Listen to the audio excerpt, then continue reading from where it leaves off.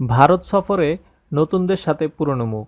দীর্ঘদিন ধরে জাতীয় দলের বাইরে রয়েছেন একসময়ের নিয়মিত ক্রিকেটার শাহরিয়ার নাফিস। অন্যদিকে উঠতি বোলারদের তালিকায় সবার উপরে থাকা নামগুলোর একটি আবু জায়েদ চৌধুরী রাহি। সাম্প্রতিক সময়ে ক্রিকেট পাড়ার যে খবরটি নিয়ে গুঞ্জন চলছে তা হলো আসন্ন ভারত সফরের জন্য জাতীয় দলের ডাক পেতে পারেন শাহরিয়ার নাফিস ও আবু জুনায়েদ চৌধুরী। নাফিস এবং রাহি দুজনেই গত কয়েক মাস ধরে ধারাবাহিকভাবে ভালো ক্রিকেট উপহার দিয়ে আসছেন।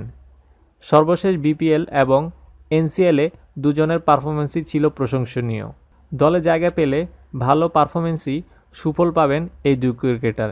বিশ্বস্ত কোনো সূত্র নিশ্চিত না করলেও গত কদিন ধরে বিসিবির অভ্যন্তরীণ গুঞ্জন ভারত সফরের জন্য ঘোষিত প্রাথমিক দলের অন্যদের সাথে উঠতে পারে শাহরিয়ার নাফিস ও আবু জুনায়েদ চৌধুরী রাহির নাম।